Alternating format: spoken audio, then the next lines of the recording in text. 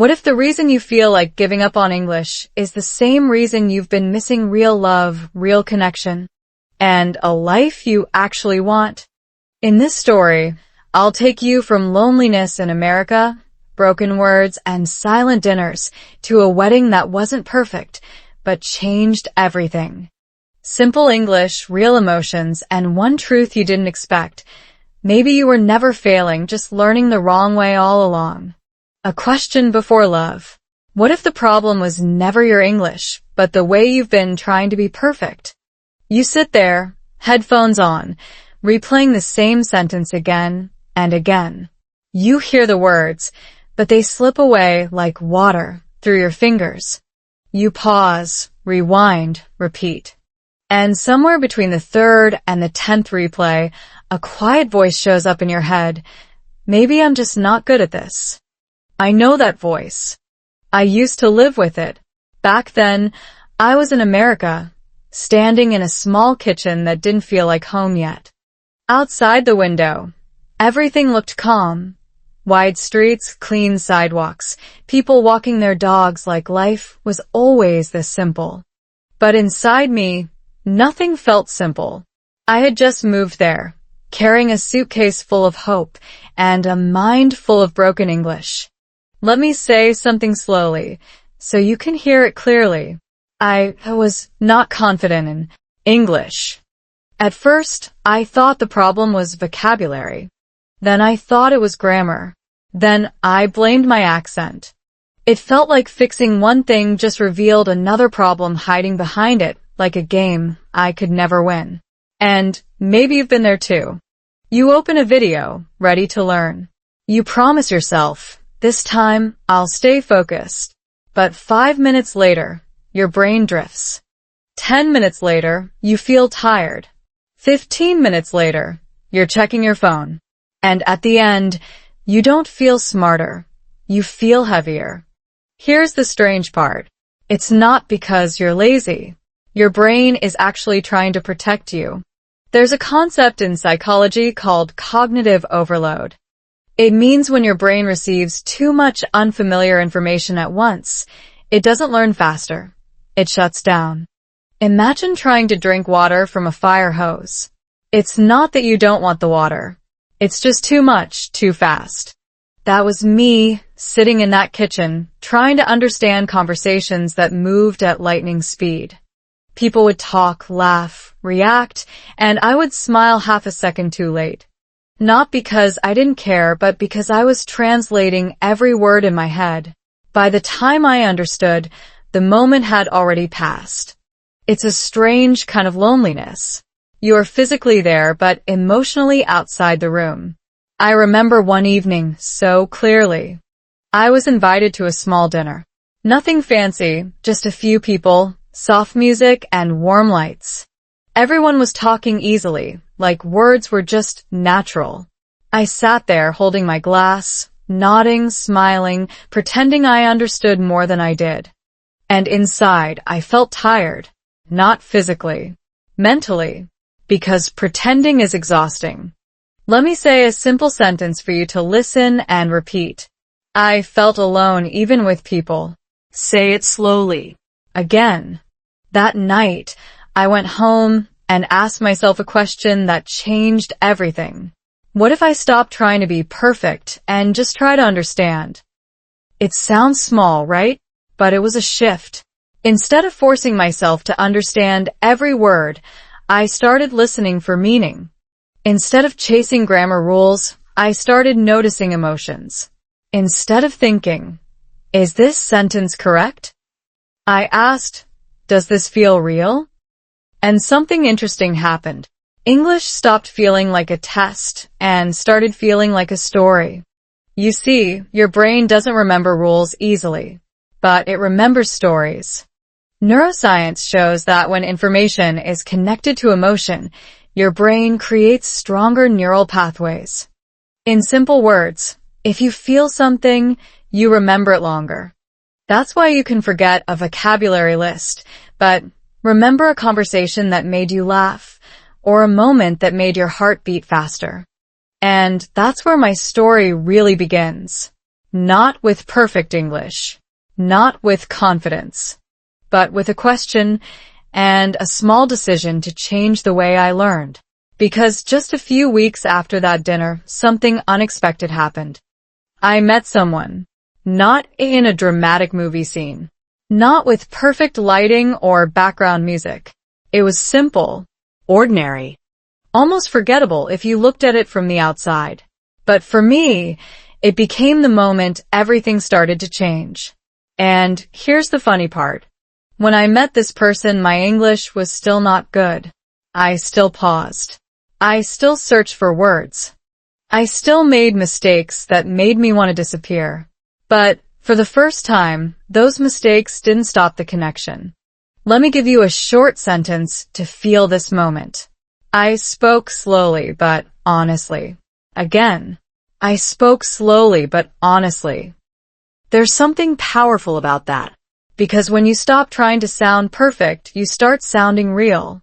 And people don't fall in love with perfect sentences. They connect with real feelings. But I didn't know that yet.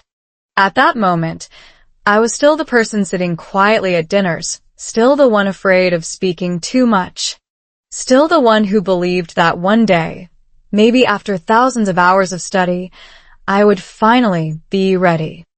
What I didn't realize was that life doesn't wait for you to feel ready. It just happens. And sometimes, it brings you exactly what you need before you think you deserve it. So let me ask you something again, but this time, don't answer too quickly. What if the reason you feel stuck in English is not because you're bad at it, but because you've been trying to learn it without feeling it? Because in the next part of the story, you'll see how one simple conversation with simple English in a very ordinary place slowly turned into something I never planned. Something that would challenge me, change me, and eventually lead to a wedding that was far from perfect, but more real than anything I had ever imagined.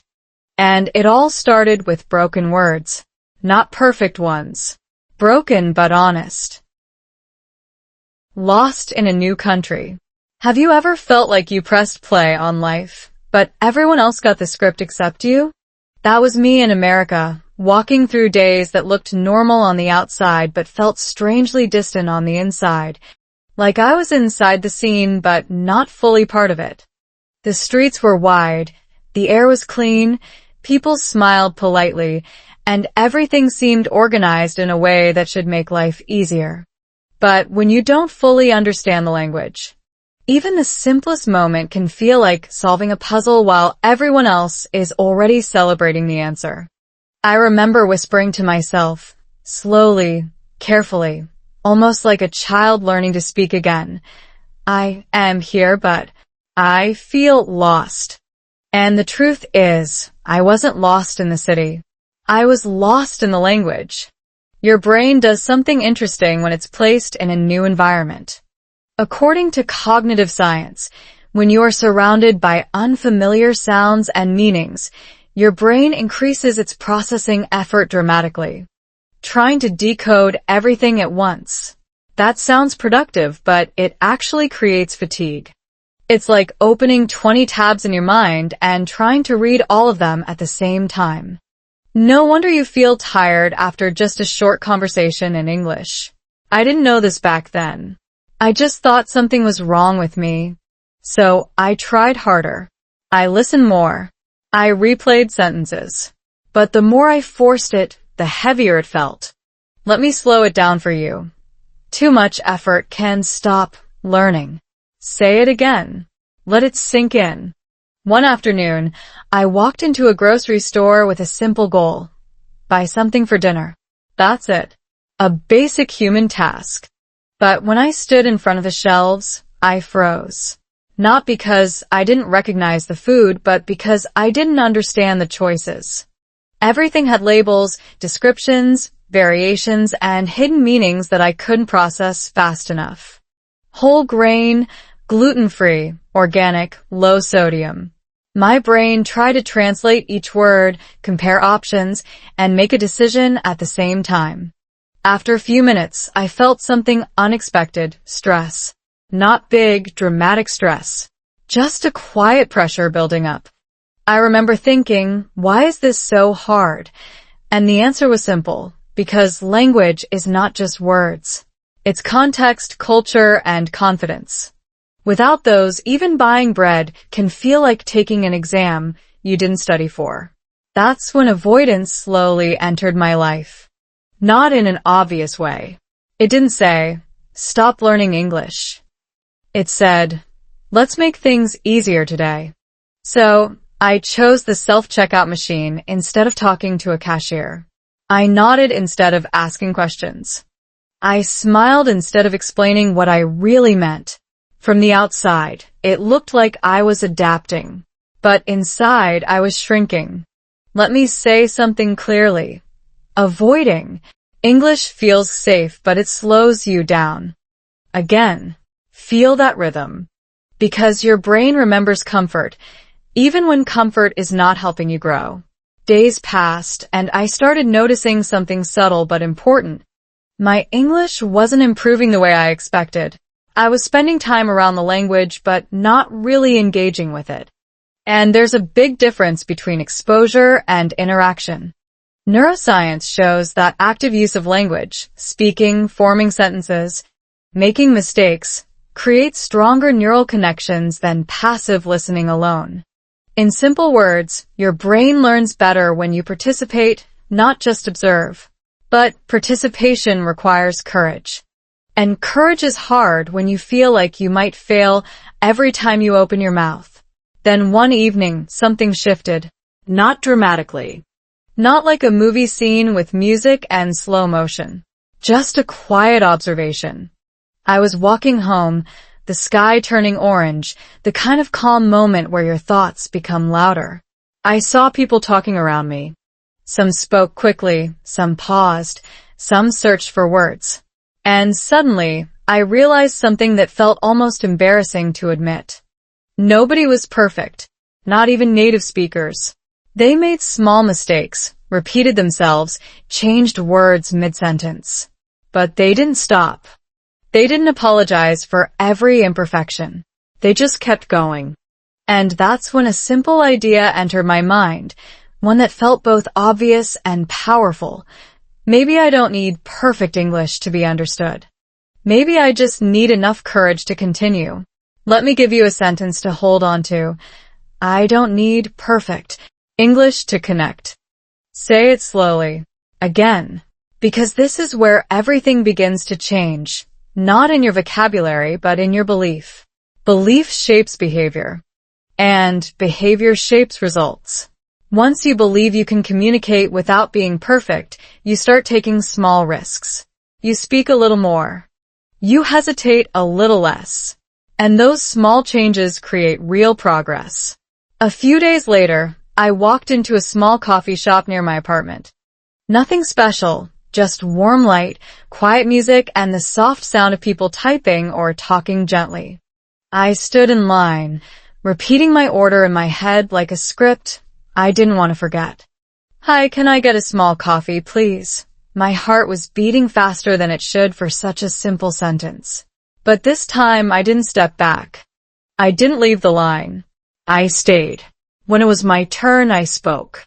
Slowly, carefully, not perfectly, but honestly. And the person behind the counter understood me. No confusión. No awkward silence. Just a normal response. Sure, what kind of coffee? That moment may sound small, but for me, it was huge. Because it proved something real. Communication is possible even when your English is not perfect. I spoke, and they understood. Say it again. Let it stay with you. That simple interaction didn't suddenly make me fluent. But it changed something deeper. It changed my relationship with fear. Because fear often disappears not when things become easy, but when you realize you can handle them even when they are not. And that realization opened a door I didn't even know was there. Because it was in that same coffee shop just a few days later that I noticed someone sitting by the window. Quiet. Calm. Almost invisible if you weren't paying attention. But for some reason I noticed. Maybe it was the timing. Maybe it was the energy. Or maybe my world was finally opening just enough for something new to enter. I didn't know it yet, but that quiet moment was not random. It was the beginning of a story that would change how I see language, connection, and love itself. And the strange part? It all started not with perfect sentences, but with the courage to speak imperfect ones. When English feels heavy. Have you ever felt like your brain suddenly goes blank, right when you need English the most? Not because you don't know the words, but because they disappear at the exact moment you try to use them. It's like your mind closes a door and forgets where the key is. That was me, standing in real conversations, knowing I had learned something before, but unable to reach it when it mattered. And the worst part? The silence that follows. That awkward, stretching silence where you feel everyone is waiting, even if they're not. Let me say it slowly, so you can feel it. I knew the words, but I couldn't say them. Again. Because this is not just your problem. It's something almost every English learner experiences, and there's a real reason behind it. Your brain has two main modes when it comes to language: learning mode and performance mode. When you are alone, watching videos or reading, your brain is relaxed. It has time. It can pause, rewind, think. But when you are in a real conversation, your brain switches to performance mode. Now it has to react fast, process sound, choose words, and speak. All in seconds. That pressure activates your stress response. And when stress increases, your brain doesn't access information better. It protects you by simplifying. Sometimes it even blocks you. That's why English suddenly feels heavy. Not because it is too difficult, but because your brain is overloaded in that moment. I didn't understand this at first. I thought I was just bad at speaking. So I tried to fix it the only way I knew, by studying more. More vocabulary. More grammar. More listening. I believed that if I learned enough, I would finally feel ready. But something strange happened. The more I learned, the more pressure I felt. Because now I had more to remember, and more to get wrong. Let me slow this down for you. More knowledge without use creates more fear. Say it again. Because knowledge without action becomes weight. And I was carrying a lot of weight. One day, I found myself in that same coffee shop again. Not because I needed coffee, but because it felt like a safe place to practice being around English. I ordered my drink, sat down, and opened my notebook like I always did. I wrote down sentences. I repeated them quietly. I tried to prepare myself for a future conversation that hadn't happened yet. But something inside me felt tired. Not physically tired. Mentally tired. Because preparing without acting is exhausting. That's when I heard a voice. Hey, is this seat taken? Simple sentence. Clear.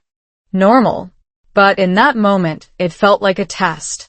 My brain reacted immediately. Translate. Understand. Respond. Too slow. The silence stretched for just a second, but it felt longer. And then I said, carefully, slowly, no, you can sit. Not perfect, but real. The person smiled and sat down. And just like that, a conversation began. Not a perfect conversation. Not a long conversation, but a real one. Let me give you a sentence to feel this moment. I was nervous, but we continued. Again. I was nervous, but I continued. That was new for me. Before, I would avoid this situation. I would look down, pretend I didn't hear, or find a way to escape. But this time, something small had changed. I didn't run from the discomfort. I stayed with it. And something surprising happened. The conversation didn't collapse. It moved slowly. There were pauses. There were moments where I searched for words. But the other person didn't seem bothered. They waited. They listened. They even adjusted their speed a little. That's when I realized something important. Good communication is not about speaking fast. It's about connecting clearly. Let me say it simply. Slow English is still real English. Again, slow English is still real English. Your brain may tell you that you need to speak faster to sound natural, but speed without clarity doesn't help connection. In fact, speaking slower gives your brain time to process and gives the other person time to understand you better. There's even research showing that slowing down speech reduces cognitive load for both the speaker and the listener. It creates space. And space is where understanding grows. That conversation in the coffee shop didn't change my level overnight, but it changed something deeper. It showed me that I didn't need to wait until I felt ready, because readiness is not a feeling. It's a decision. And in that moment, I made a small decision to speak, even when it felt uncomfortable. The person I was talking to asked simple questions. Where are you from? How long have you been here? Do you like it? Basic questions. But each one felt like a step forward. I answered slowly. Sometimes I paused. Sometimes I corrected myself. But I didn't stop. And something else started to happen. I began to feel present. Not outside the conversation. Not behind a wall of translation. Inside it. Let me give you a sentence to hold on to. I was part of the moment. Again. I was part of the moment. That feeling is powerful. Because once you experience real connection, even in simple English, your motivation changes. You're not learning just to pass a test. You're learning to live, to connect, to share your story. And here's the twist. The person sitting across from me, the one who asked, "Is this seat taken?" was not just a random stranger. At least not for long. At that time, I didn't know it. I thought it was just a small conversation, one of many small steps in my learning journey. But sometimes, the moments you think are small become the ones that change everything. Because over the next few days, we would meet again. Not planned. Not forced. Just naturally. And each time, the conversation became a little easier. Not because my English suddenly improved, but because I stopped fighting it. And somewhere between those slow sentences, those small pauses, and those imperfect words, something else began to grow. Something I wasn't expecting. Something that had nothing to do with grammar, and everything to do with connection. And that's where the story begins to shift. From learning a language, to feeling something real. A small change that helped. What if the biggest change in your English doesn't come from learning more, but from learning differently? Not harder, not longer, not more complicated, just differently. Because that's exactly what happened to me, and the strange part is, it didn't feel like a breakthrough at first. It felt small. Almost too simple to matter. But sometimes, the smallest shift changes everything. After those first few conversations in the coffee shop, I started noticing something unusual. I wasn't memorizing more words than before. I wasn't studying grammar for hours. In fact, I was doing less of what I used to do. But I was understanding more, speaking more, feeling less tired. And that confused me. Because for so long, I believed progress only came from effort, the kind that feels heavy, serious, and exhausting. But now, something lighter was working better. Let me say this slowly, so you can really hear it. Simple practice can be powerful. Again, simple practice can be powerful. The change started with a question I asked myself one quiet morning. What if I learn English the same way I learn a story? Not by analyzing every word, not by stopping every second to translate, but by following the meaning, the emotion, the flow. So instead of choosing difficult materials, I chose simple stories. Short ones. Easy ones. Sometimes even stories that felt almost too basic. But here's the key. I didn't just read them. I lived inside them. I read slowly. I listened carefully. I repeated sentences out loud, not to be perfect, but to feel the rhythm.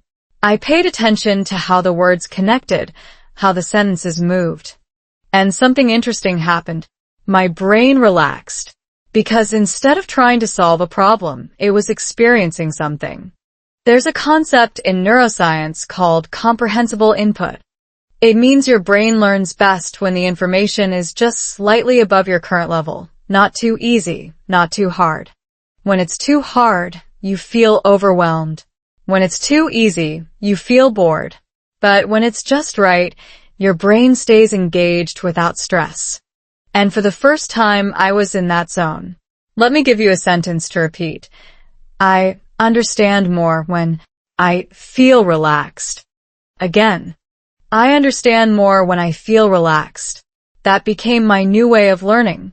I stopped chasing complexity. I started choosing clarity. I stopped asking, is this advanced enough? And started asking, can I enjoy this? Because enjoyment is not a distraction from learning. It's a bridge to it. And here's where things get interesting. The more I practiced this way, the more natural my English started to feel. Not perfect, not fast, but natural. Like something I could actually use, not just something I studied. So, the next time I went to the coffee shop, I did something different. I didn't prepare sentences in my head. I didn't rehearse. I just showed up. The same place, the same quiet atmosphere, the same soft music. And again, that person was there, sitting by the window, calm as always, like they belonged to that space. This time, when we started talking, something had changed. Not in them. In me. I wasn't trying to sound perfect anymore. I wasn't checking every word before I said it. I just spoke slowly, honestly. I watched a movie yesterday, I said. Simple sentence. But it was real. They smiled and asked, oh yeah? What was it about? And instead of freezing, I continued. Not perfectly, not smoothly, but continuously. That's the difference. Let me say it clearly. Fluency begins when you continue. Again. Fluency begins when you continue. Because fluency is not about speaking without mistakes. It's about not stopping when mistakes happen. That conversation lasted longer than the previous ones. We talked about simple things, movies, food, small daily experiences. Nothing deep, nothing dramatic, but something was building. Comfort. And comfort creates confidence. You don't suddenly become confident and then speak. You speak, feel a little comfortable, and then confidence grows from that. It's a quiet process, like learning to swim. At first you stay close to the edge. Then you move a little further. Then one day, you realize you're not afraid of the water anymore. That's what was happening to me. And here's something important you might not expect. I still made mistakes. A lot of them. But they didn't feel as heavy anymore. Because I wasn't trying to prove anything. I was just trying to connect. And connection doesn't require perfection. Let me give you a sentence to remember. Mistakes do not stop connection. Again. Mistakes do not stop connection. In fact, sometimes they make the moment more human. There were times I said something wrong, and we both laughed. Not in a mean way, but in a shared, light way. And that laughter did something no textbook ever could. It made English feel alive. Not a subject. Not a test. A living experience. And slowly, without realizing it, I was no longer the person sitting silently at dinners, pretending to understand. I was becoming someone who participated, who responded, who asked simple questions back. Do you like coffee? Where are you from? What do you do? Basic sentences. But each one opened a door. And with every door, the world felt a little bigger and a little closer. That's when I noticed something else. I was starting to look forward to these conversations, not fear them. That shift is powerful. Because motivation doesn't come from forcing yourself. It comes from wanting to return to something that feels meaningful. And these small conversations started to mean something, especially with that one person. Because now, it wasn't just about practicing English. It was about seeing them again, talking again, sharing another simple moment. And I didn't know it yet, but this small change in how I learned English was quietly preparing me for something much bigger. Something emotional. Something unexpected. Something that would test not just my language, but my heart. Because sometimes, when you stop trying to be perfect, life brings you something real. And real things don't wait for perfect words. The first time we met. What if the most important person in your life doesn't arrive with a big moment, but with a quiet question you almost miss?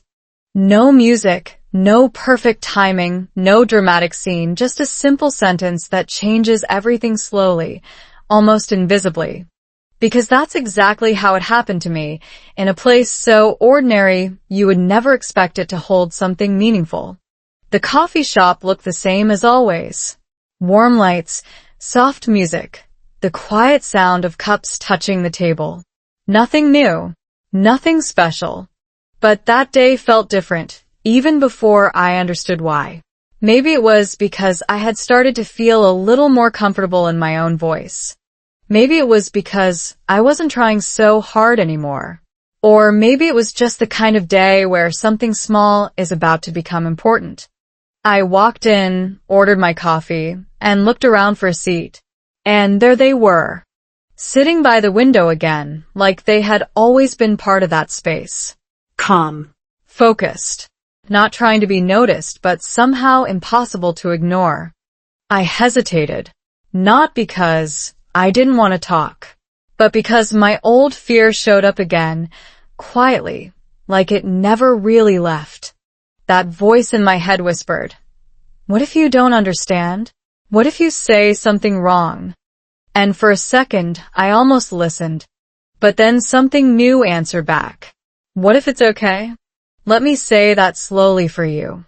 What if it's okay?" Again. Because sometimes that one question is enough to move you forward. So instead of choosing the safe seat far away, I walked closer. Not fast. Not confidently. Just honestly. And when I got near, I said something simple. "Hi, can I sit here?" Not perfect, but real. They looked up, smiled gently, and said, "Of course." That smile, it did something strange to my nervous system. It didn't remove the fear completely, but it softened it, like someone turning down the volume on a loud noise. We sat there for a moment in silence.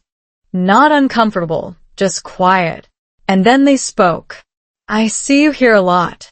Simple sentence, but it felt like an invitation. I smiled, a little surprised, and said, "Yeah, I like this place." And just like that, it started. Not a perfect conversation. Not a long speech. Just small sentences, one after another, like stepping stones across a river. Let me give you a sentence to practice. We started with small words. Again, we started with small words. And that's important. Because many people think meaningful conversations need big vocabulary, complex sentences, or perfect grammar. But the truth is, connection often begins with the simplest language. We talked about the coffee, the music, the weather, ordinary things. But something wasn't ordinary. The feeling. Because for the first time, I wasn't thinking about every word before I said it. I wasn't translating everything in my head. I was just responding. Slowly. Naturally. "I like this song," I said. They nodded. "Me too." It's relaxing. There were pauses. Small ones. But they didn't feel like failure. They felt like space. And space is not the enemy of conversation. It's part of it. There's a psychological principle that explains this.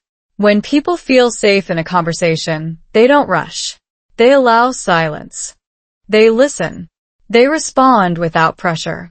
That safety creates a better connection than fast, perfect speech ever could. And in that moment, I felt safe. Not because my English was good, but because I wasn't being judged. Let me say this clearly. Feeling safe makes speaking easier. Again, feeling safe makes speaking easier. We kept talking, slowly, Gently. and at some point they asked, "Where are you from?" A simple question, but it carried something deeper. Because answering it meant sharing a part of myself. I paused for a second, not because I didn't understand, but because I wanted to say it right. Not perfectly, just honestly. "I'm from Vietnam," I said. They smiled again. "That's nice. I've never been there." And then they asked more questions. Not too many. Not too fast. Just enough to keep the conversation alive. And I answered. Not with long sentences, but with real ones. "I came here not long ago. I'm still learning English. I feel a little nervous sometimes." Each sentence was simple, but each one was true. And truth has power. Because when you speak honestly, even with simple English, people feel it. They connect with it. They respond to it. That's something no textbook teaches you. And here's the moment that stayed with me. After a short pause, they said something I didn't expect. "You're doing really well." Just 5 words. But they hit me harder than any compliment I had received before. Because they weren't about perfection. They were about progress. Let me give you a sentence to remember. Someone saw my effort. Again. Someone saw my effort. And that changes everything. Because when someone sees your effort, you start seeing it too. The conversation didn't last for hours. Maybe just 15, 20 minutes. But when we stood up to leave, something felt different. Not in the world. In me. I wasn't the same person who walked into that coffee shop. I had spoken. I had connected. And for the first time, I wanted to do it again. That's how it begins. Not with confidence, but with a moment that makes you want to return. As I walked home that day, I noticed something strange. The city didn't feel as distant anymore. The sounds didn't feel as confusing. The language didn't feel as heavy. Because now, English was not just something I studied. It was something I used to connect with someone real. And that someone was no longer just a stranger in a coffee shop. Not anymore. Because over the next few days, we would meet again. Talk again. And slowly, without planning it, something would start to grow. Something I didn't expect. Something that would test everything I thought I knew about language and about love. Because sometimes the simplest conversations lead to the deepest connections. And I was just at the beginning of mine. Simple words, real feelings. What if the reason your English feels stuck is because you've been trying to sound smart instead of trying to be real? Think about that for a second. Not smarter, not more advanced, just more real. Because the truth is, nobody falls in love with perfect grammar. Nobody remembers a flawless sentence. People remember how you made them feel. And that's exactly what I started to discover, one slow conversation at a time. With words so simple they almost felt too small to matter, but somehow carried something much bigger. The next time I saw them, I didn't feel the same fear as before. It was still there, yes, but softer, quieter, like a background noise instead of a loud alarm. I walked into the coffee shop, and for the first time, I didn't look for an empty seat. I looked for them. That alone told me something had changed. Because when your attention shifts from avoiding mistakes to wanting connection, you are already growing. They were there, again by the window. Same calm energy. Same quiet presence. And when our eyes met, they smiled like it was natural, like it was expected that we would talk again. That small moment, recognition, did something powerful. It removed the question of should I talk and replaced it with what should I say? So I walked over and said simply, "Hi, good to see you." Not perfect, not advanced, but real. Let me slow that down for you. Good to see you. Again, because sometimes the simplest phrases are the most powerful. We sat together and the conversation started again. But this time, something felt different. Not faster, not more complex, just more comfortable. I wasn't trying to impress. I wasn't trying to prove anything. I was just sharing small pieces of my life. I worked today, I said. How was it, they asked. It was a little busy, but okay. Short sentences, basic words, but something deeper was happening. I was no longer building sentences in my head like a puzzle. I was letting them come out naturally, even if they were incomplete or imperfect. And here's the surprising part. They didn't correct me. They didn't interrupt. They didn't look confused. They listened. Because communication is not about showing how much you know. It's about sharing something real enough for the other person to understand. Let me give you a sentence to remember. Real feelings make simple English powerful. Again, real feelings make simple English powerful. That became my new focus. Not vocabulary lists, not grammar perfection, but feeling. If I felt something clearly, I could express it simply. I like this place. I feel tired today. I'm happy to talk with you. These are not advanced sentences, but they're alive. And when something is alive, people respond to it. There's a reason for this. In psychology, emotional communication activates a different part of the brain than logical processing. When you express feelings, people don't just analyze your words, they experience them. That's why a simple sentence like, I feel happy, can be more powerful than a complex explanation with perfect grammar. And slowly I started to trust that. The conversation moved naturally. We talked about small things, but those small things started to connect into something bigger. I learned about their daily routine, their favorite music, their habits, and they learned about mine. Not through long stories, through small pieces. Like this. I cook sometimes. Oh, really? What do you cook? Simple food, nothing special. But even in those simple exchanges, there was warmth. Because we weren't just exchanging information. We were building connection. And here's something I didn't expect. The slower I spoke, the more confident I felt. Because slowing down gave me control. It gave me time to think, to choose words, to stay present. And it gave the other person time to understand me clearly. Let me say it simply. Slow speaking builds confidence. Again, slow speaking builds confidence. Many learners believe they need to speak fast to sound natural. But speed without clarity creates stress. And stress blocks communication. Slowness, on the other hand, creates space. And in that space, connection grows. At some point, there was a pause in the conversation. Not awkward, just quiet. And in that moment, they asked something unexpected. Why did you come here? Simple question, but not a simple answer. Because behind that question was my story, my struggles, my reasons. And for a second, I felt that old hesitation again.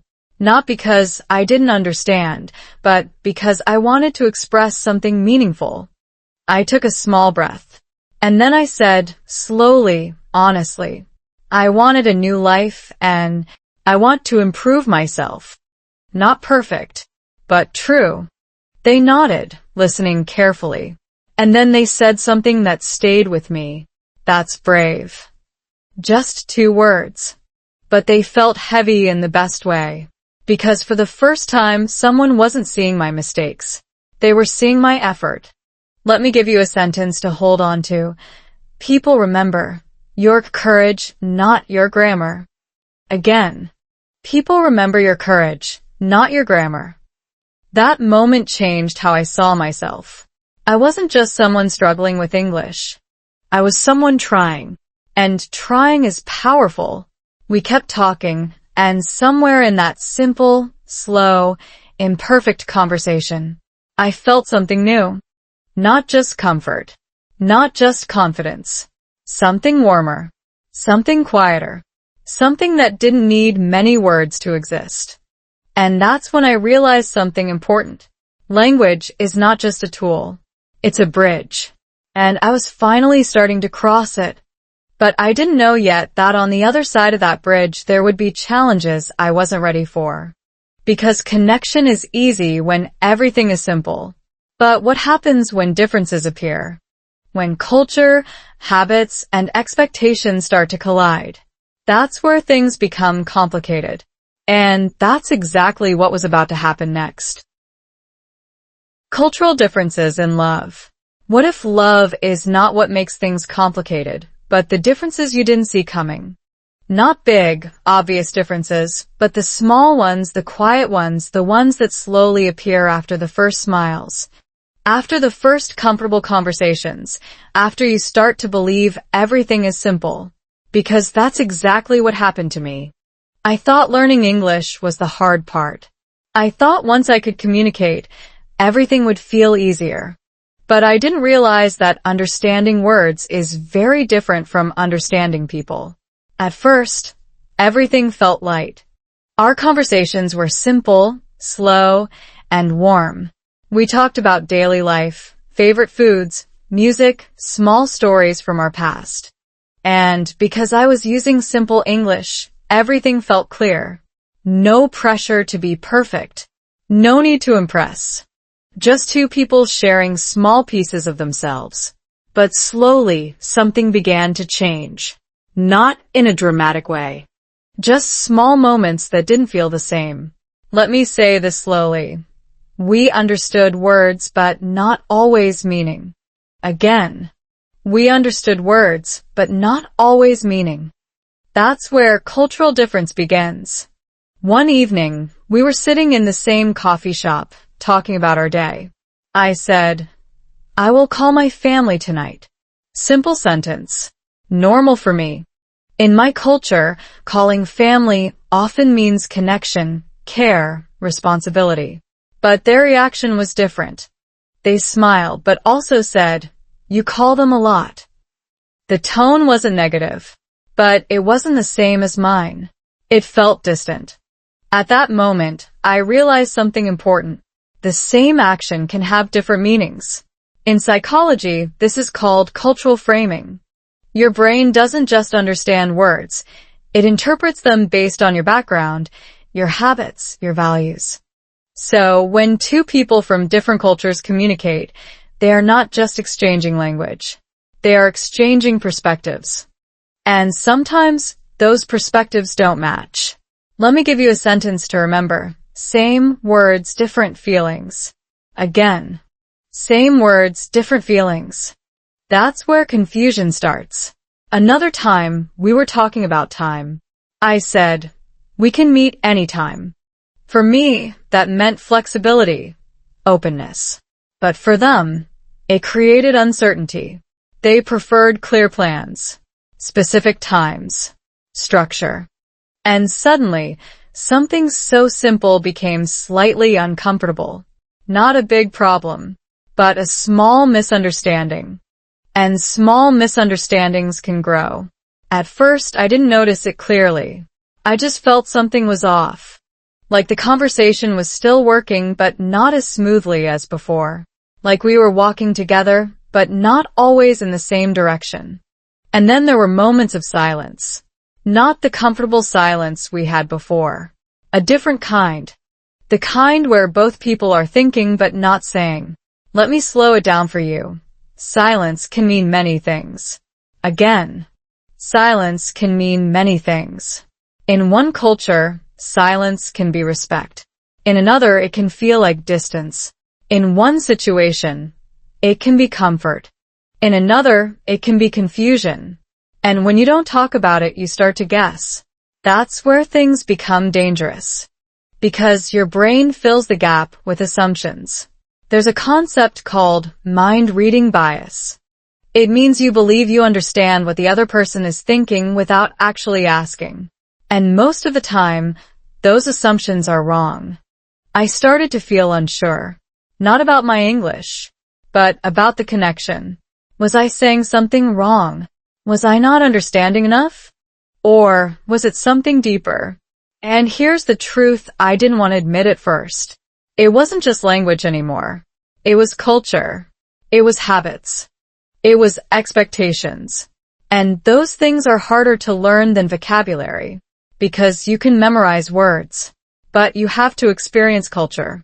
One evening, we had a small disagreement. Nothing serious. Just a misunderstanding about plans. But it felt bigger than it should.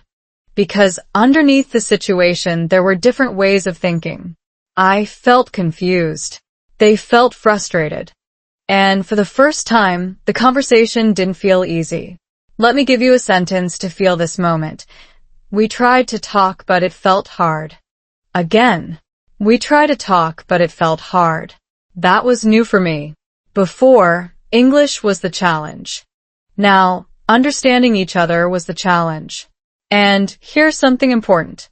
When communication becomes difficult, your brain wants to protect you. It tells you to stop, to avoid, to stay quiet, because silence feels safer than saying the wrong thing. But silence also creates distance. And I was standing right in the middle of that. Not wanting to lose the connection, but not knowing how to fix it. That's when I realized something powerful. Simple English helped us start. But it was not enough to continue. Because real connection needs more than words. It needs understanding. It needs patience. It needs the willingness to say, I don't understand, can you explain? That sentence changed everything. Let me say it clearly. I don't understand, can you explain? Again. Because that sentence is not weakness. It's courage. The next time we talked, I tried something different. Instead of pretending to understand, I asked. Instead of guessing, I listened more carefully. And something surprising happened. The tension softened. Not completely, but enough. Because when you show that you are trying to understand, the other person feels it. And they try too. That's how bridges are built. Not perfectly, but slowly. Piece by piece. And in that process, I learned something deeper than any English lesson. Love is not just about feeling good when things are easy. It's about staying when things are confusing. It's about trying, even when it's uncomfortable. But I didn't know yet how difficult that would become. Because what started as small differences was about to turn into real challenges. Challenges that would test not just our communication, but our commitment. And the question was no longer, can I speak English well enough? It became something much deeper. Can we understand each other enough to stay? And that question would soon have an answer I wasn't ready for. When love meets struggle. What if the moment you feel closest to someone is exactly when everything starts to fall apart? Not because the love is weak, but because reality finally arrives, quietly, heavily, and without asking if you're ready. Because that's what happened to us. We didn't break in one big moment. We slowly bent under small pressures, the kind that don't look dangerous at first, but keep building until something has to give. At the beginning, everything felt light. Conversations were simple, emotions were clear, and even our differences felt interesting, almost exciting. But as time passed, life became more real. Work became stressful. Money became a concern. Time became limited. And suddenly, our relationship was not just about coffee shop conversations anymore. It was about decisions, responsibilities, expectations. Let me say this slowly. Love feels different when life becomes real. Again, love feels different when life becomes real. I remember one week clearly. It started like any other, but everything felt heavier. I was working more hours, trying to improve my English, trying to keep up with everything at once. My brain was tired. My emotions were thin. And when you are tired, even small problems feel bigger than they are. We met one evening, but the energy was not the same. The conversation didn't flow. The pauses felt longer. The smiles felt weaker. And then, something simple turned into something uncomfortable. They said something quickly. I didn't fully understand. Instead of asking again, I guessed. I responded based on what I thought they meant. It was wrong. And that's where it started. Let me give you a sentence to feel that moment. I answered without understanding. Again. I answered without understanding. That one mistake created confusion. The confusion created frustration. And the frustration created distance. It wasn't about the sentence anymore. It was about how we felt. They thought I wasn't listening. I felt misunderstood. And suddenly, the connection we built so slowly felt fragile. This is something many people don't talk about. When you're learning a language, misunderstandings are not just linguistic. They become emotional. Because when you can't express yourself clearly, you can't defend your feelings, explain your intentions, or repair the moment quickly. And in relationships, timing matters. If you can't fix a misunderstanding in the moment, it grows. There's a concept in psychology called emotional accumulation. It means small unresolved feelings don't disappear, they stack. And over time, they become something bigger than the original problem. That's what was happening to us. Not one big issue, many small ones. I started to feel pressure, not just to speak correctly, but to be understood emotionally. And that pressure made everything harder. Because now, every sentence carried more weight. Let me slow it down for you. More pressure makes speaking harder. Again, more pressure makes speaking harder. And when speaking becomes harder, people start to withdraw. That's what I did. Not completely, but slowly. I spoke less. I thought more. I became more careful. And that carefulness created distance. Because connection needs flow. And I was stopping the flow. One night, we had our first real argument. Not loud. Not dramatic. But real. It started with something small, plans for the weekend. I thought we agreed on one thing. They thought something else. And because we didn't clarify clearly before, both of us felt confused. Then came frustration. Then silence. That heavy silence. Let me give you a sentence to feel it. We stopped understanding each other. Again. We stopped understanding each other. That moment felt different from everything before. Because for the first time, I wasn't just worried about my English. I was worried about losing the connection. And that fear made everything more intense. I wanted to explain. I wanted to fix it. But the words didn't come easily. My mind was full. My emotions were strong. And my English felt smaller than what I needed. That's one of the hardest feelings. When your thoughts are deep, but your words are simple. When your emotions are strong, but your language feels limited. And in that moment, I felt trapped. But something inside me knew this was important. This was not a moment to avoid. This was a moment to try. So instead of staying silent, I said something simple. I'm sorry. I don't understand everything, but I want to. Not perfect, but honest. Let me say it again slowly. I want to understand. Again. I want to understand.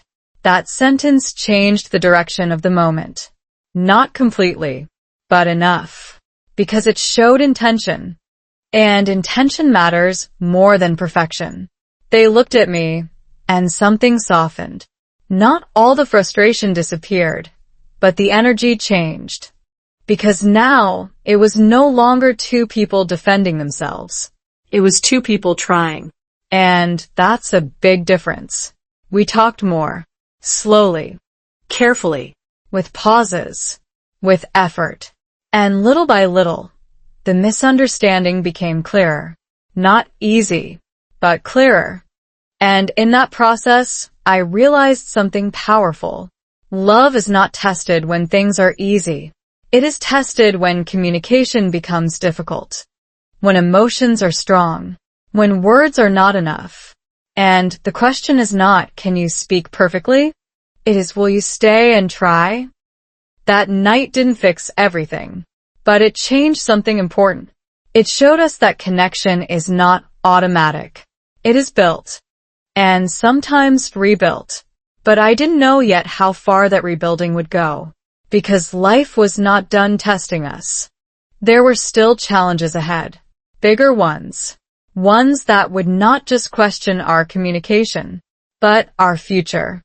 And somewhere in the middle of those challenges, a decision would come. A decision that would lead us to a day that was supposed to be perfect, but wasn't. And that day would change everything. A wedding that was not perfect. What if the most important day of your life starts to fall apart before it even begins? Not in a dramatic movie way, not with loud chaos or obvious disaster, but in quiet, uncomfortable moments that slowly whisper, "This is not how it's supposed to be." Because that's exactly what our wedding day felt like. Not perfect, not smooth, not even close to what we imagined. And yet somehow, it became the most real moment we ever had. People often talk about weddings like they're the final reward, the beautiful ending, the perfect scene where everything finally makes sense. But no one really tells you what happens when real life doesn't follow that script. When plans change. When emotions are messy. When nothing looks like the picture you had in your head. Let me say this slowly. Our wedding was not perfect. Again. Our wedding was not perfect. The day started early. Too early. I barely slept the night before. Not because I was excited, but because my mind wouldn't stop thinking. So many small details. So many expectations. So many things that could go wrong. And when your brain is tired, everything feels heavier. I remember looking in the mirror that morning and feeling something strange. Not happiness. Not fear. Something in between. A quiet question I didn't know how to answer. Am I ready? Not just for the ceremony. For everything. Because a wedding is not just a day. It's a decision. And decisions carry weight. The weather didn't help. It was colder than expected. The sky was gray, not the bright, perfect blue we had imagined. Small thing, right? But small things matter when you're already feeling uncertain. Then came the first problem. A delay. Someone was late. Then another small issue appeared. Something wasn't prepared the way we planned. Nothing serious. Nothing dramatic. But each small problem added a little pressure. And pressure changes how you feel. Let me give you a sentence to feel that moment. Things didn't go as planned. Again, things didn't go as planned. I tried to stay calm. I told myself, it's okay. It's normal. But inside, I felt tension building. Because deep down, I had an expectation. I wanted this day to be perfect. Not because of others, but because I thought it meant something. Like if the day is perfect, then the love is strong. But that belief is dangerous. Because it connects something real to something fragile. At some point, I looked around and noticed something else. People were talking, smiling, moving, but I felt slightly disconnected. Like I was watching the day instead of living it. That feeling again. Let me slow it down. I was there, but not fully there. Again. I was there, but not fully there. And then, something small happened that changed everything. Right before the ceremony, we had a moment alone. Just a few minutes. No guests. No noise. No expectations. Just us. And in that quiet space, something real appeared. Not the stress, not the plans, just us. They looked at me, and I could see it. Not perfection, not confidence, but the same thing I was feeling. Uncertainty, but also care, deep care. And in that moment, something became clear. We were both not perfect. The day was not perfect. The situation was not perfect. But the intention was real. Let me give you a sentence to hold on to. Real love is not perfect, but present. Again, real love is not perfect, but present. I took a small breath and said something simple. I'm a little nervous. Not a strong sentence, but an honest one. They smiled slightly and said, "Me too." That was it. 2 simple words. But they removed all the pressure. Because suddenly, I didn't feel like I had to be strong alone. We were both in it, together. And that changed everything. The ceremony began. Not perfectly. There were small mistakes, small pauses, small moments that didn't match the plan. But something interesting happened. I stopped caring about the plan, because I started feeling the moment. The words we said were simple, Clear. not poetic, not perfect, but real. I choose you. Short sentence, but heavy with meaning. And in that moment, I realized something important. The value of a wedding is not in how perfect it looks. It's in how real it feels. There's a psychological truth behind this. When people focus too much on external perfection, they disconnect from internal experience. But when they focus on meaning, presence, and emotion, the experience becomes stronger and more memorable. That's what was happening to me. The more I let go of perfection, the more I felt everything. The sounds, the faces, the emotions, the connection. And suddenly, the imperfect day became unforgettable. Let me say it clearly. Imperfect moments can be the most real. Again, imperfect moments can be the most real. By the end of the day, I didn't remember every detail. I didn't remember every plan. But I remembered the feeling. The moment we looked at each other without pretending. The moment we admitted we were nervous. The moment we chose to stay, even without perfection. And that's what made it real. Because love is not proven by a perfect day. It's proven by what you do when things are not perfect. But the story didn't end there. Because a wedding is not the final chapter. It's the beginning of something new. Something deeper. Something that continues after the celebration is over. Because after that day came real life. Marriage. Family. Responsibility. And new challenges we had never faced before. And the question was no longer, can we have a perfect day? It became something much more important. Can we build a real life together?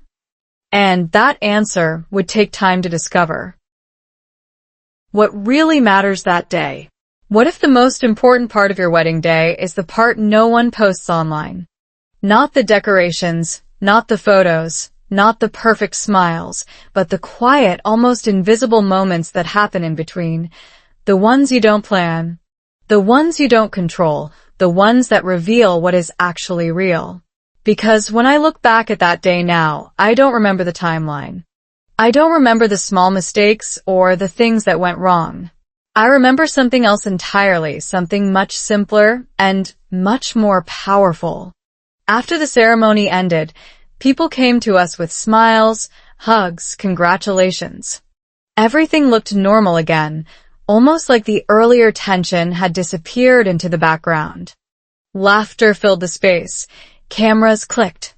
Voices overlapped. From the outside, it probably looked like a successful wedding. But inside me, something deeper was happening. Not excitement. Not relief. Clarity. Let me say this slowly. I started to see clearly. Again. I started to see clearly. Because when you go through a moment where things don't go as planned, Your mind has two choices. It can hold on to disappointment or it can search for meaning. And in that moment, I realized something that felt almost surprising. Nothing important had actually gone wrong. The decorations were not perfect. The timing was not perfect. The energy was not always smooth. But the core, the reason we were there, was still strong. We showed up. We stayed. We chose each other. Let me give you a sentence to hold on to. The meaning stayed even when the plan failed. Again, the meaning stayed even when the plan failed. That's the difference between appearance and reality. Appearance needs perfection. Reality needs presence. And that day, even with all its imperfections, was full of presence. There was one moment I didn't expect to matter so much. It happened after most of the formal parts were over. People were busy, talking, eating, moving around. The energy was softer now, less structured. And we found ourselves standing next to each other, not speaking, just breathing. That's silence again. But this time it felt different. Not heavy. Not confusing. Just calm. And in that silence, I realized something I hadn't noticed before. We made it through the day. Not perfectly, but together. Let me slow it down for you. We stayed together. Again, we stayed together. That sounds simple, but it's not, because staying is a choice, especially when things are not easy, especially when expectations don't match reality, especially when your mind tells you something should be better than it is. There's a concept in psychology called expectation gap. It means the difference between what you expect and what actually happens. The bigger the gap, the more disappointment you feel. But here's the interesting part. When you let go of expectation, the gap disappears, and what remains is experience. That's what I was feeling. The more I stopped comparing the day to an imaginary perfect version, the more I could feel what was actually happening. And what was happening was enough. More than enough. I looked around again, but this time I saw things differently. Not through the lens of, is this perfect, but through the lens of, is this real? And the answer was yes. The smiles were real. The laughter was real. The connection was real. Even the mistakes were real. And suddenly, those imperfections didn't feel like problems anymore. They felt like proof. Proof that this was not a performance.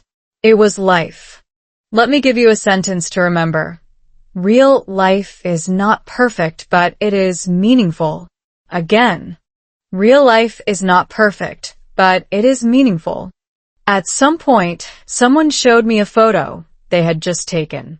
We were both in it, standing close, slightly tired, not perfectly posed. My hair wasn't exactly right. The lighting wasn't ideal. It wasn't the kind of photo you imagine when you think about weddings. But when I looked at it, I smiled. Because I recognized something in that image. Not perfection. Truth. And that truth felt more valuable than any perfect picture. Because perfect pictures can be created. But real moments can only be lived. That's when another thought came to me. All this time, I had been trying to learn English perfectly. Just like I wanted a perfect wedding. But both ideas were the same mistake. Because perfection creates pressure. And pressure creates distance. From learning. From feeling. From living. Let me say this clearly. Perfection can block real experience. Again, perfection can block real experience. And in that moment, everything connected. My struggle with English. My fear of speaking. My expectation for the wedding. It was all the same pattern. Trying to control something that is meant to be lived. And once I saw that, I couldn't unsee it. The rest of the day passed more easily. Not because everything suddenly became perfect, but because I stopped needing it to be. I laughed more. I listened more. I felt more. And that made everything richer. Because when you are fully present, even simple moments feel deep. And deep moments stay with you. By the end of the day, I was tired, but in a different way. Not drained. Full. Full of experience. Full of meaning. Full of something I couldn't describe perfectly in English, but I could feel clearly. And that was enough. Because sometimes you don't need perfect words to understand something important. You just need to feel it. And what I felt that day was simple. Not easy, but simple. We didn't have a perfect wedding, but we had a real one. And that reality mattered more than anything I could have planned. But the story didn't end there. Because what really matters is not just what happens on one day, it's what happens after. When the celebration is over, when the routine begins, when life becomes normal again, that's where the real story continues. And that's where we would discover what it truly means to build something together. Not in one perfect moment, but in many imperfect ones. Building a family in America. What if the real test of love doesn't happen on your wedding day, but on an ordinary Tuesday when nothing special is happening and you still choose each other? No music, no guests, no beautiful setup, just dishes in the sink, bills on the table, and conversations that are not always easy.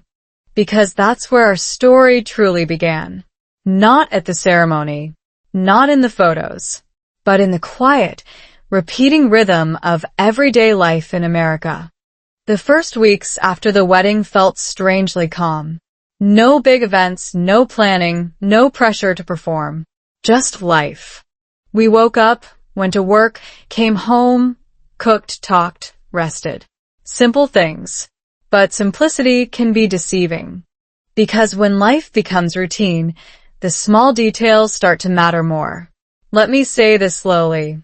Real life is built in small moments. Again, real life is built in small moments. At first, everything felt new. Even doing groceries together felt like an experience. We would walk through the store, choosing food, sometimes laughing about small things, sometimes trying to decide what to cook. My English was still simple, but now it had a purpose. It was no longer just about practicing. It was about living. I think we need more vegetables. I would say, okay, what do you want to cook? They would ask. Short sentences. Basic structure. But now, those sentences were part of our life. And that made them more meaningful than anything I had learned before. There's something powerful about using language in real situations.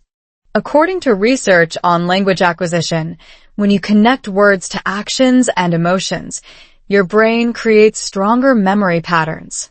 In simple words, you remember better when you live it. And I was finally living it. But real life also brings challenges. Not big, dramatic ones all the time. Small, repeating ones. Money. Time. Energy. Responsibility. Those things don't appear in romantic conversations, but they shape relationships deeply. I remember one evening when we were both tired after a long day. The house was quiet, but not peaceful, just heavy. We had things to do, but no energy to do them. And in that kind of moment, even small words can carry more weight than they should. I said something simple, but my tone was slightly off. They responded, but with a little tension. Nothing serious, but enough to create distance. Let me give you a sentence to feel this moment.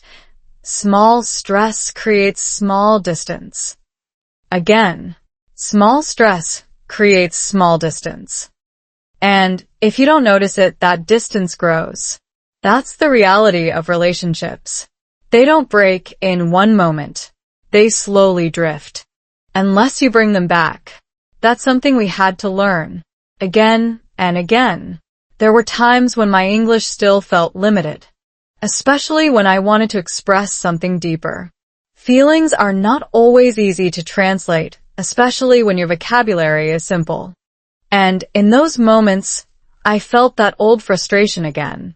Not as strong as before, but still there. Because sometimes your heart feels more than your words can carry, and that creates a gap. But here's what changed. Instead of staying silent, I tried. Even if the sentence was not perfect, even if the words were not enough. I feel tired but also a little upset, I would say. Simple. But honest. And honesty closes the gap. Let me say this clearly. Honest, simple words are enough. Again, honest, simple words are enough. Because the goal is not to sound perfect. It's to be understood. And more importantly, to understand each other. We started creating small habits. Talking before sleeping. Asking simple questions. Listening without interrupting. These are not big actions, but they build something strong. Trust. And trust is not built in one moment. It is built in repetition. Day after day. Choice after choice. There were also moments of joy. Real ones. The kind that don't need a special reason. Cooking together and laughing when something didn't taste right. Watching a movie and not understanding every word, but understanding the feeling. Sitting quietly, doing nothing but feeling comfortable. Let me give you a sentence to remember. Comfort is a form of love. Again, comfort is a form of love. Because when you feel comfortable with someone, you don't need to perform. You don't need to be perfect. You can just be. And that's rare. As time passed, our life became more stable. Not perfect, but stable. And with stability came something new. Growth. Not just in our relationship, but in ourselves. My English improved naturally. Not because I forced it, but because I used it every day. I listened more. I spoke more. I made mistakes, but I didn't stop.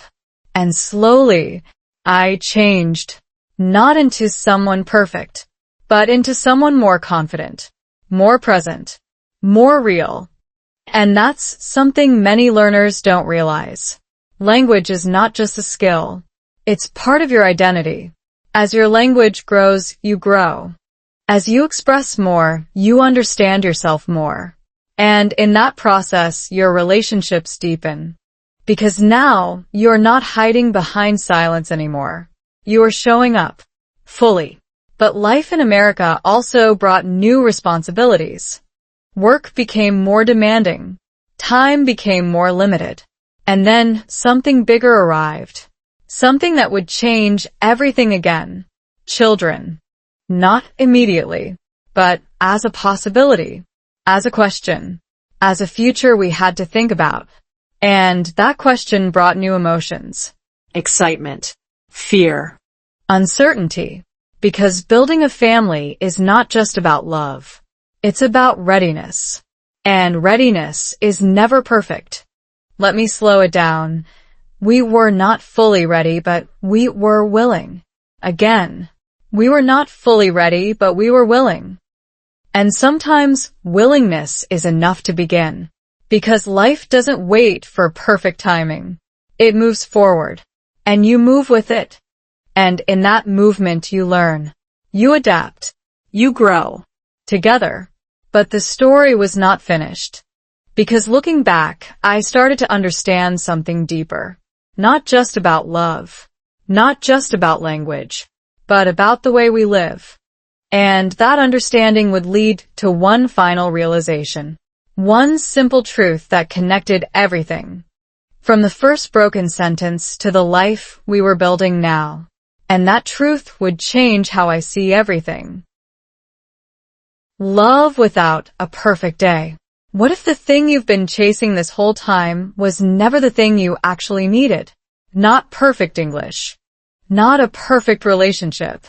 Not even a perfect life. Just something real enough to hold on to when everything else feels uncertain. Because when I look back now, from the first day I sat silently in that coffee shop, to the day we stood together at our imperfect wedding, to the quiet nights building a life step by step, I see one pattern that connects everything. And it's not perfection. It's presence. Let me say this slowly. Real life happens when you stop waiting to be perfect. Again. Real life happens when you stop waiting to be perfect. For so long, I believed I needed to be ready before I could truly live. Ready to speak. Ready to connect. Ready to love. Ready to build something meaningful. But readiness never came in the way I expected. It didn't arrive as confidence. It felt like fear followed by a simple sentence. It sounded like broken English followed by real connection. And that's the part nobody tells you. You don't become ready first. You become ready by starting. Let me give you a sentence to hold on to. I became ready by doing. Again. I became ready by doing. Everything changed the moment I stopped asking, am I good enough? And started asking, can I try anyway? And action creates experience. Experience creates confidence. And confidence grows quietly, without you even noticing. There's a concept in behavioral psychology called action bias. It means taking action, even imperfect action, reduces anxiety more effectively than waiting for certainty. In simple words, doing something small helps you feel better faster than thinking about doing something big. That's exactly what happened to me. I didn't become fluent overnight. I didn't become confident instantly. But I kept moving. One sentence at a time. One conversation at a time. One moment at a time. And slowly, everything changed. Not just my English. My life. Because English was never just about language. It was about access. Access to people. To experiences. To connection. To opportunities one couldn't reach before. And love was one of those opportunities. But here's the truth I didn't understand at the beginning. Love doesn't wait for you to speak perfectly. It responds to how you show up. If you show up honestly, even with simple words, that's enough to begin. Let me say it clearly. Honesty is more important than perfection. Again, honesty is more important than perfection. Looking back at our wedding, I no longer see the mistakes. I don't see the delays, the stress, the small imperfections. I see something else. Two people choosing each other without everything being perfect. And that choice is what made it real. Because perfect days don't build strong relationships. Real moments do. Moments where you feel unsure but stay. Moments where you don't understand everything but try. Moments where your words are simple, but your intention is clear. Those are the moments that last. Let me give you a sentence to remember. Real love grows in imperfect moments. Again, real love grows in imperfect moments. And this is not just about relationships. It's about everything. Your learning, your growth, your life. If you wait for the perfect time, the perfect level, the perfect feeling, you will wait forever. Because perfection is not a destination. It's a delay. And life doesn't wait. It moves. With or without you. So the real question is not, when will I be ready? It's, will I move anyway? Because movement creates change. Even small movement. Especially small movement. That's why simple English works. That's why slow speaking works. That's why imperfect conversations work. Because they keep you moving. And movement is progress. Now, if you're listening to this and thinking, but I still feel afraid, that's okay. Fear doesn't mean stop. It means you are close to something important. Let me say this slowly for you. Fear is not the end, it is the beginning. Again. Fear is not the end, it is the beginning. Every step I took, every broken sentence, every awkward pause, every misunderstanding was part of the path, not something to avoid, something to go through. And on the other side of that path was a life I couldn't see at the beginning. A life where I could speak. A life where I could connect. A life where I could love and be loved without needing to be perfect. That's what this story is really about. Not just learning English, but learning how to live without waiting. Because maybe, just maybe, the reason you feel stuck right now is not because you are not good enough, but because you've been trying to be perfect in a world that only asks you to be real. So, here's the one thing I want you to remember. Not a rule, not a strategy, just a simple truth. You don't need a perfect day to have real love. Again, you don't need a perfect day to have real love. And you don't need perfect English to start your story either. You just need to begin. Slowly. Honestly. Today. Because your story is already waiting. You just have to step into it. What if the moment you almost quit is actually the moment your story is about to begin? Not when everything is easy, not when your English is perfect, but right there, in the hesitation, in the broken sentences, in the quiet decision to try one more time. Because if this story showed you anything, it's this: real connection doesn't wait for perfect words, and real love doesn't wait for a perfect day. So before you close this video, ask yourself, what small sentence will you speak today, even if it's not perfect? If this story helped you feel more confident, even a little, don't stop here.